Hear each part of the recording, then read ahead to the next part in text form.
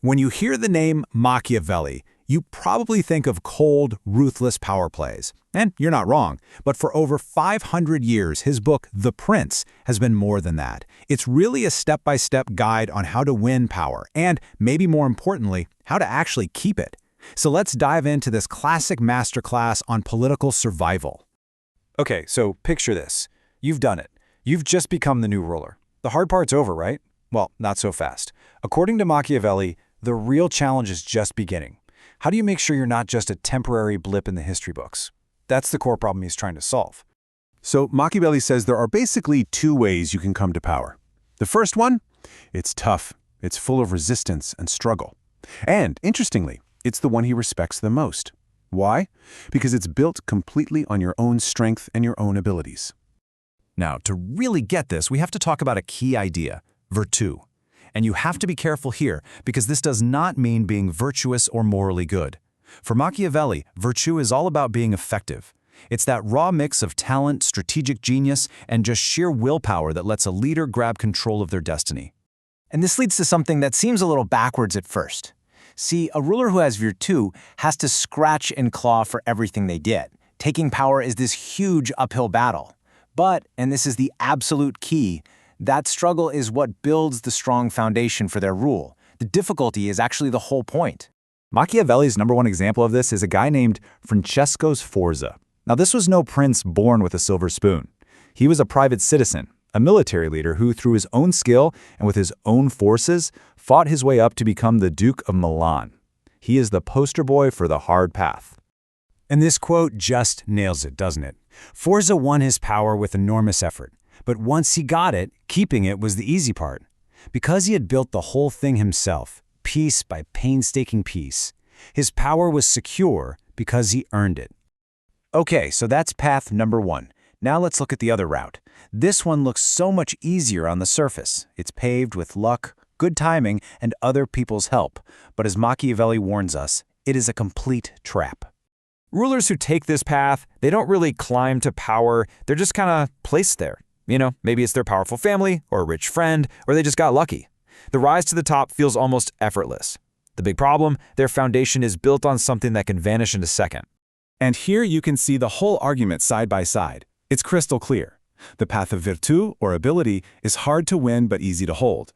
The path of fortuna, or luck, is the exact opposite. Easy to win, but incredibly hard to hold on to. The easier you get it, the faster you can lose it.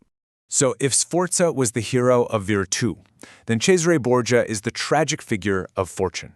This guy was brilliant, he was ruthless, he had a ton of virtù himself, but, and it's a huge but, all of his power came from one single source, his dad, who happened to be Pope Alexander VI. And right there, that's the fatal flaw. Borgia did almost everything right. He was a textbook Machiavellian ruler in his actions, but the entire basis of his power, his father being the Pope, was temporary.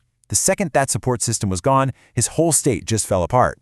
And get this, Machiavelli says Borgia's failure wasn't even his own fault. It wasn't because he wasn't skilled enough. It was because of what he calls an extraordinary run of bad luck. His father died, and he got super sick at the exact same time. It's the ultimate warning about what happens when you depend on anything but yourself.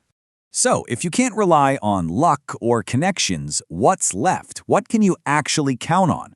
For Machiavelli, the answer is simple, and it's absolute. You need military force that is loyal only to you. This is the bedrock. You can't build a state without it.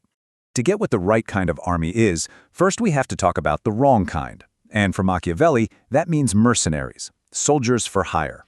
He absolutely rips into them. He sees them as one of the main reasons Italy was so weak in his time.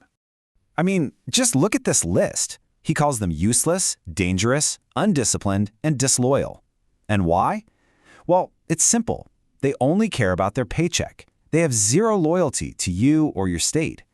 The second a better offer comes along or things get tough, they will bail on you or worse, turn against you.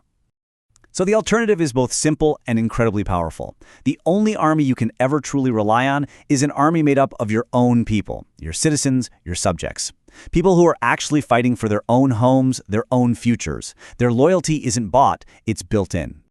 This line is one of the most important takeaways in the whole book. Think about it. Alliances can break, fortunes can change, money runs out. But a loyal army of your own people? That's real. Without it, your power is just a rumor, an illusion that's just waiting to disappear. Okay, so we've looked at the good examples, the bad examples, the warnings. What does this all boil down to? What's the final blueprint? Well, it's actually a pretty straightforward three-part plan for anyone who wants to build something that will actually last. First, rely on your own abilities, your own virtue. Don't wait for a handout. Second, use those abilities to build your own loyal army. And third, with that army and your skills, you forge a state with a foundation so solid that it doesn't matter if you have good luck or bad luck. And that brings us right back to where we started. The hard path is the only one that leads to a place that's secure. The obstacles you overcome, the battles you win with your own strength, the loyalty you build through that shared fight, that is what creates real, lasting power. Which kind of leaves us with a big question for our own time, doesn't it? Today, so much seems to depend on who you know, what you inherit, just being in the right place at the right time. So, is Machiavelli's 500-year-old advice still true? Is that intense focus on pure self-reliance still the best way to win? If you enjoyed this summary and want to explore the complete book, you'll find the link in the description below. Thank you so much for watching, and happy reading.